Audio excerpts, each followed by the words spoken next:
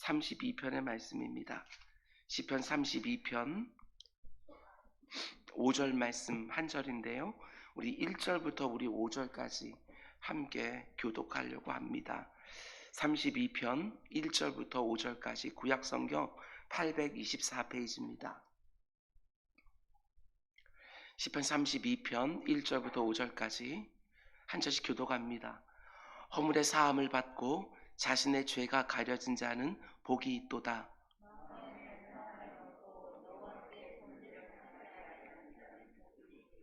내가 입을 열지 아니할 때에 종일 신음함으로 내 뼈가 쇠하였도다.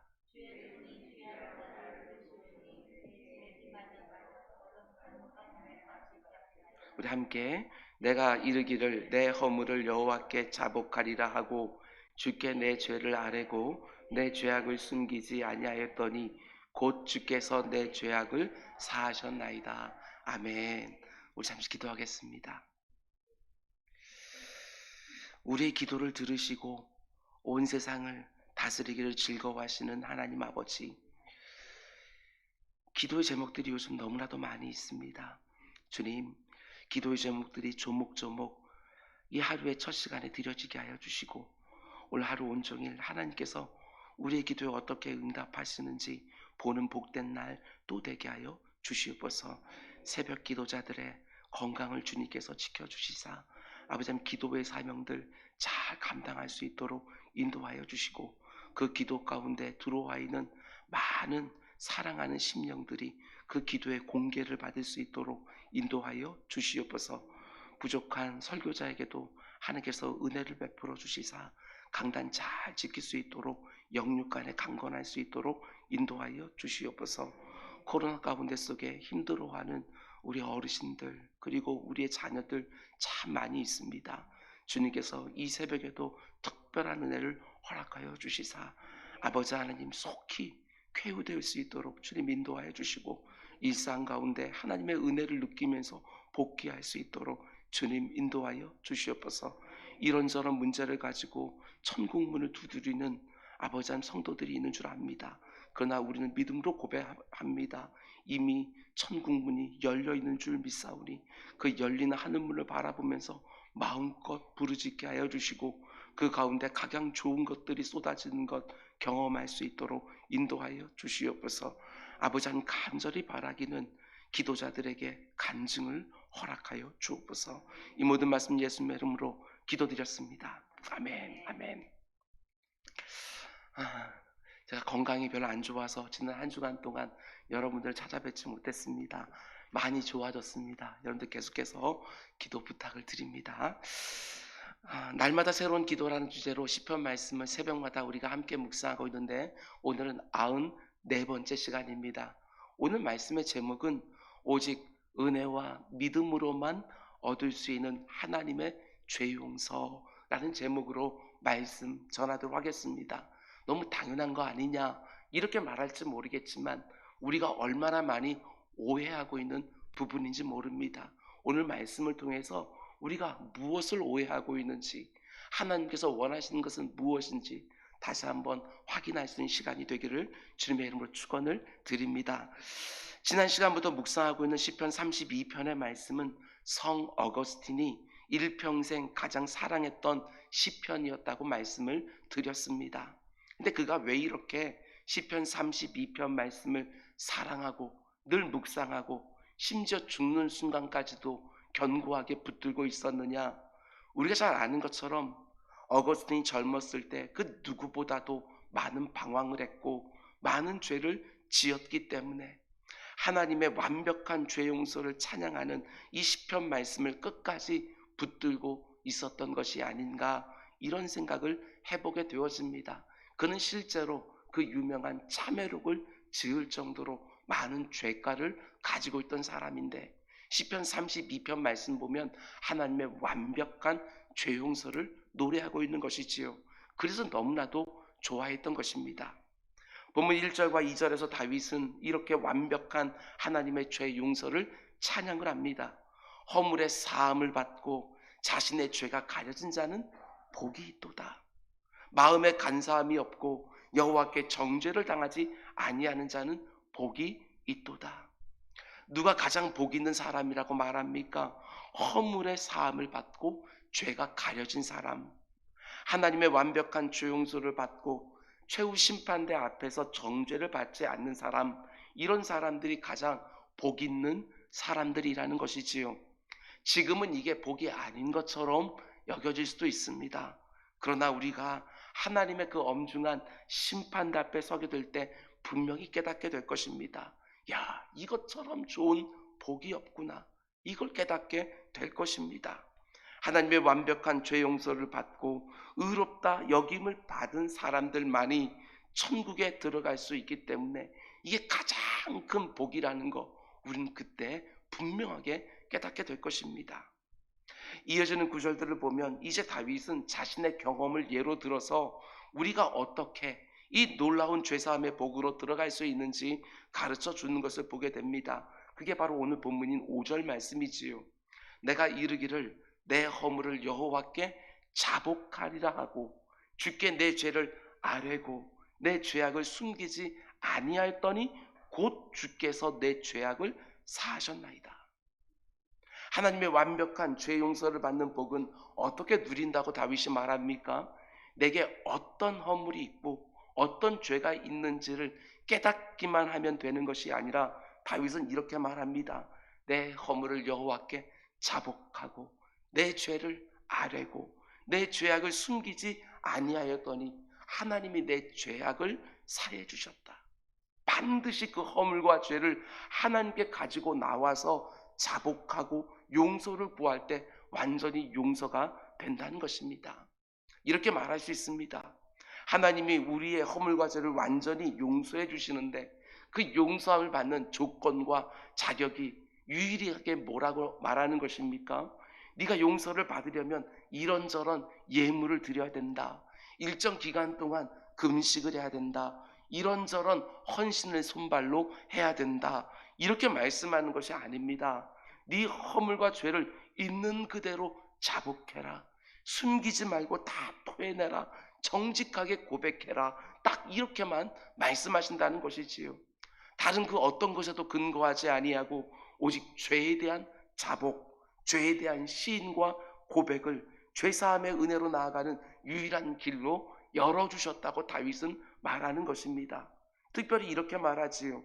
주께 내 죄를 아뢰고 내 죄악을 숨기지 아니하였더니, 내가 지은 죄에 대하여 그 어떤 토를 달지도 아니하고 그 어떤 변명이나 핑계도 되지 아니하고 혹은 내가 지은 죄에 대하여 일부만 조금 꺼내놓고 나머지는 감춰놓는 것이 아니라 정말 솔직하고 정직하게 자신의 중심을 다 끄집어내면서 회개의 자리로 들어가는 것입니다.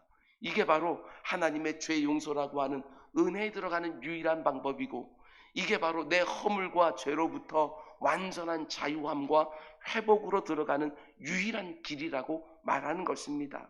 그런데 여기서 중요한 것이 있습니다. 다윗이 지금 누구에게 자신의 모든 허물과 죄를 자복하고 있냐는 것입니다.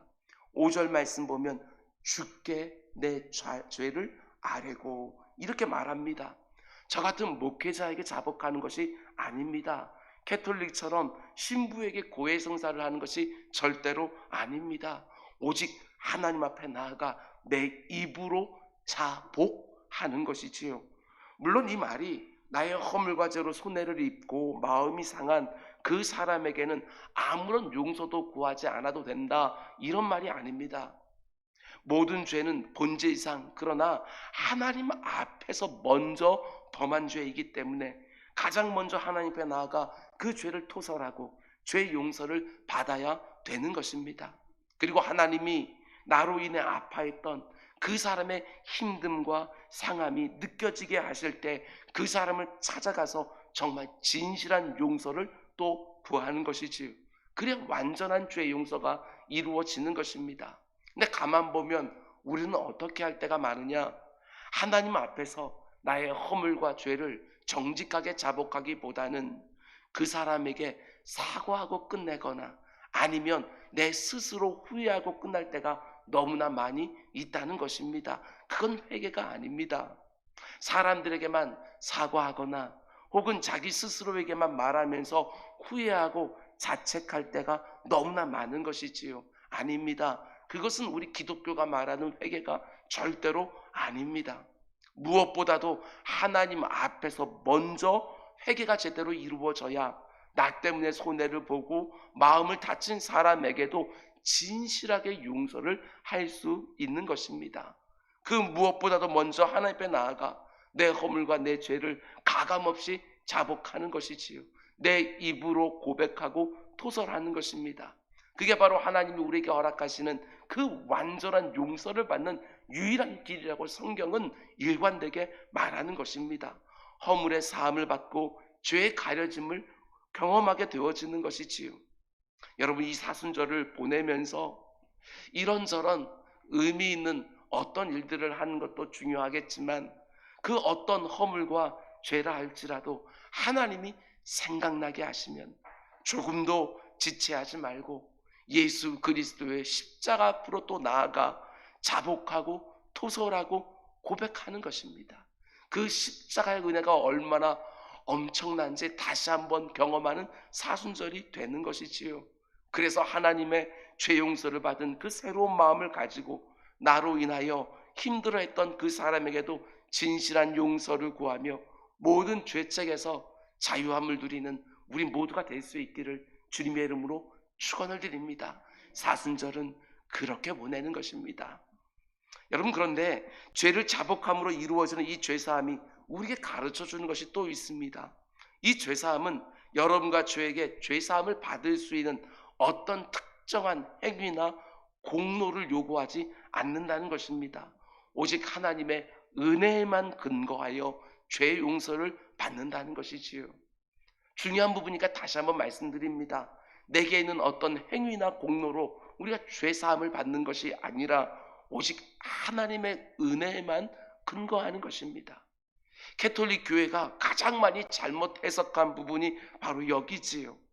자신들이 성 어거스틴의 후예라고 그렇게 자부하면서도 어거스틴이 그렇게 사랑하고 죽음을 목전에 두고 하나님의 심판대를 목전에 두고 이 시편 32편에 나오는 은혜로 말미암는 죄사함을 그렇게 즐거워했는데 문제는 캐톨릭 교회가 바로 이 부분에서 완전히 길을 잃어버린 것입니다.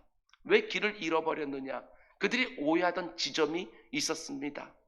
우리가 예수 그리스도를 처음 믿을 때에 우리의 죄를 깨닫게 되어집니다. 예수 그리스도의 십자가 앞에서 내 죄가 온전히 깨닫게 되어지는 것이지요. 이 말하면 그래도 괜찮게 사는 거 아닌가, 다른 사람들보다 그래도 선하게 사는 거 아닌가 하면서 자부하며 살아왔는데 예수 그리스도의 십자가 앞에서 내 숨겨져 있는 그 은밀한 죄악들이 다 드러나는 것이지요. 그 가운데 속에 우리가 진실한 회개를 하나님 앞에 드리게 되어지는 것이고 그 십자가의 공로로 말미암아 우리가 죄사함을 받게 되는 것입니다. 우리는 그렇게 거듭났습니다. 그런데 문제는 그 다음을 캐톨릭 교회가 오해한 것입니다. 십자가 앞에서 하나님의 은혜로 모든 죄의 문제가 다 해결된 이후에도 우리가 또 죄를 짓지 않습니까? 그런데 일단 성도가 된 이후에 짓는 죄에 대해서 캐톨릭이 오해한 것입니다. 그들은 성도의 죄가 그냥 죄가 아닙니다. 성도의 죄가 용서되는 방법으로 보석 개념을 끌어온 것입니다. 보석 개념. 보석이란 말의 의미가 무엇입니까? 쉽게 말하면 손해배상의 개념입니다. 그 죄가 만들어낸 결과에 대하여 어떤 보상을 하거나 대가를 치르는 것을 가리켜서 보속이라고 말을 합니다. 그리고 그 보속의 가장 대표적인 세 가지 방법을 가지고 기도와 금식과 자선을 행하는 것, 이것으로 그들은 생각을 하는 거예요. 이렇게 말하는 것입니다. 하나님이 아무리 그 죄를 용서해 준다고 해도 성도는 그 죄에 대하여 반드시 어떤 대가들을 치러야 된다. 그래야 용서가 온전히 이루어진다. 그게 바로 보석인 거예요. 우리 기독교는 그렇게 말하지 않습니다. 우리는 하나님의 죄 용서, 그건 오직 진실한 회개로만 이루어지는 것이고 그 가운데 속에 하나님의 은혜를, 죄사함의 은혜를 깨달은 성도들이 자원하여 자발적으로 그 결과로 그 가운데 선한 행실들이 나오는 것이지, 선한 행실이 조건이 되어서 우리에게 완전한 죄 용서가 이루어진다, 이렇게 절대로 말하지 않습니다. 가톨릭 교회가 이렇게 말하면서 하나님의 은혜가 얼마나 귀한 것인지 그걸 놓쳐버린 거예요. 그래서 고행을 하고 덕을 쌓아야 하고, 그래야 비로소 그 죄로부터 자유함을 누리게 된다고 생각한 것입니다. 물론 어떤 면에서 보면 이런 보석 개념이 더 그럴듯한 것처럼 생각될 수도 있습니다. 그런데 가장 큰 문제는 뭐냐? 여러분 생각해 보십시오. 만약 이런 보석 개념으로 우리 죄 용서가 이루어진다면 하나님의 은혜가 사라져 버려요. 이게 중요한 거예요. 하나님이 내 죄를 완전히 용서해 주신 것 때문에 내가 그 허물과 죄로부터 자유함을 얻는 것이 아니라, 내가 어떤 고행을 하고, 내가 기도하고, 내가 금식하고 자유를 누리는 것입니다. 오직 하나님의 은혜로 우리가 죄로부터 자유함을 누리는 것이 아니라 나의 보석, 내가 죄에 대한 지불을 내가 행해서 자유함을 누리게 되어지는 거예요.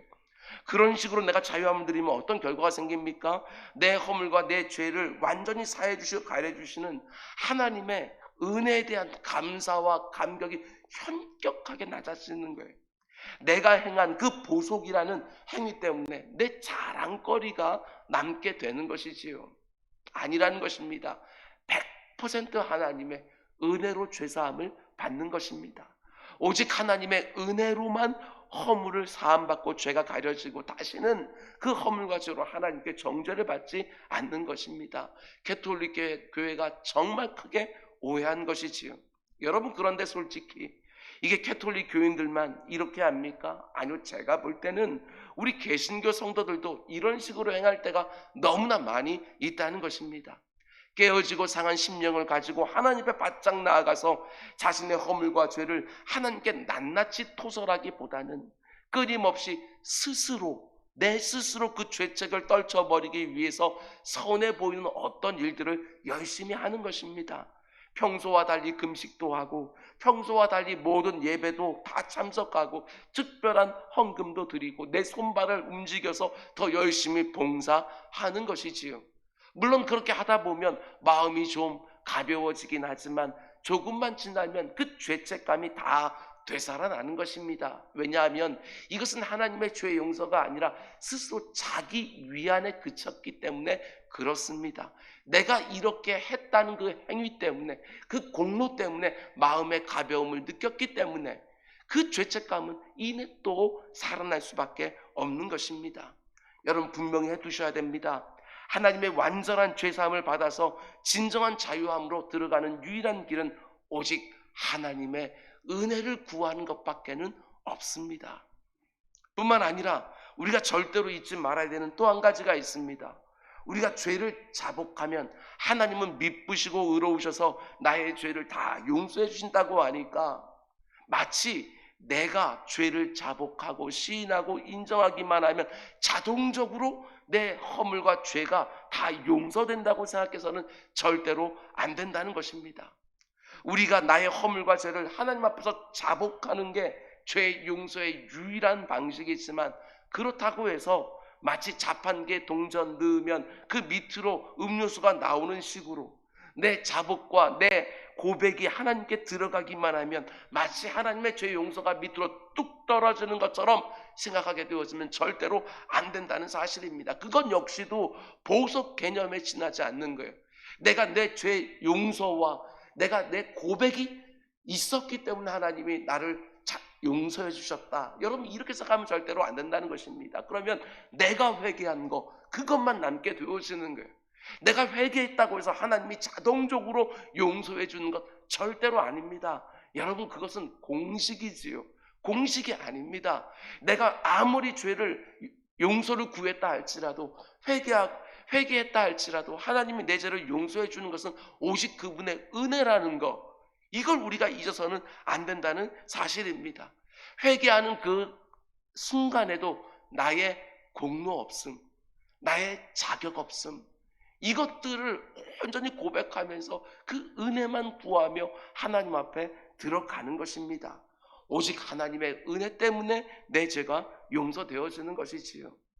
여러분 이 사실을 신약 성경으로 넘어가면 사도 바울이 로마서에서 32편 말씀을 인용해서 이렇게 말하는 것을 보게 되었습니다. 그런데 뭘 말하면서 시편 32편 오늘 본문을 인용하느냐? 복음의 가장 핵심에 있는 이신층의 사상을 말하면서 이 시편을 인용했다는 점 굉장히 의미심장합니다. 이신층이가 무엇입니까? 오직 믿음으로만 죄인들이 의롭다 여김을 얻는다. 이게 바로 이신층인 거예요. 로마서 4장을 보면 사도 바울이 어떤 표현을 하다가 이 구절을 인용하는지 한번 보시기 바랍니다. 4장 6절, 7절, 8절 말씀인데요.